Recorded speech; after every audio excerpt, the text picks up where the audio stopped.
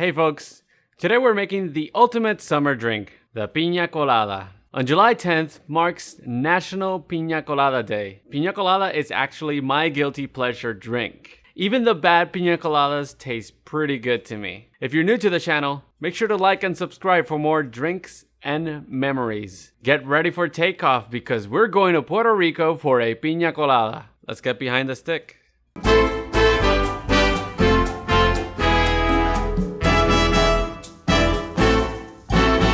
The Piña Colada was created in Puerto Rico in 1954 by Don Ramon Monchito Marrero at the Caribe Hilton. And it was also created in 1963 by Don Ramon Portas Mingot at Barrachina in Old San Juan. Two different Don Ramons, but almost 10 years apart. What the hell happened? Well, today we have an opportunity to take a look at both places and their Piña Coladas. Our first stop, Old San Juan, the historic district of Puerto Rico. There's a place called Barrachina that claims to be the house of the Piña Colada. They really made it a point. As you walk in, you're in a nice open area with a bar at the right-hand side. They have two machines filled with pre-mixed Piña Coladas. Their build was a bit interesting. They add the rum first in the cup and they top it off with their frozen Piña Colada mix. By not having the rum blended in that mix, the first sip you take only tastes like rum,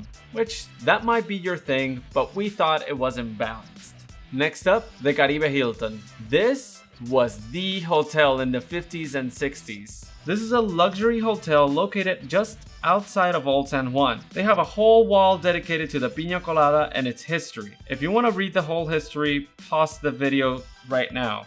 I guess Caribe Hilton is ahead without even tasting the drink.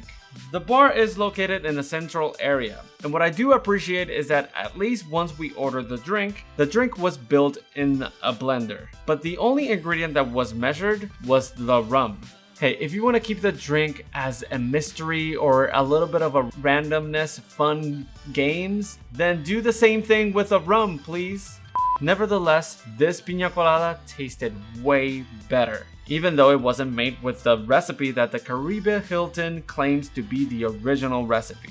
But I now think we have a general idea on how the Piña Colada is made in Puerto Rico. Let's make one ourselves, shall we? To make a Piña Colada, you're gonna need coconut cream, pineapple juice, rum, and a blender. First off, let's pour the coconut cream. 2 ounces or 60 mils of Coco Lopez. Sometimes you can find this at your local supermarket, but if not, you'll find it at your local liquor store by the section with all the mixers.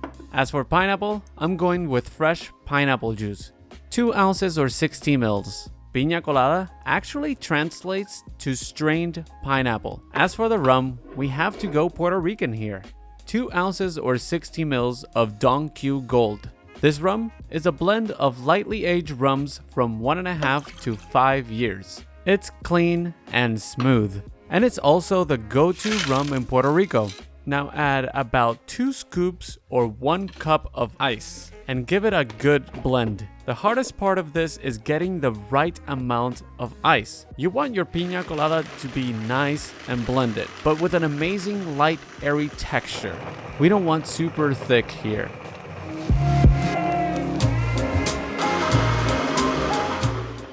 Once done blending, pour your drink in a goblet or hurricane glass. Serve with a straw and garnish with a pineapple slice and a cherry. The umbrella is optional, but it's always fun to have. And there we have it, the Piña Colada. Salud! Are we ready for summer or what? Let's give it a taste.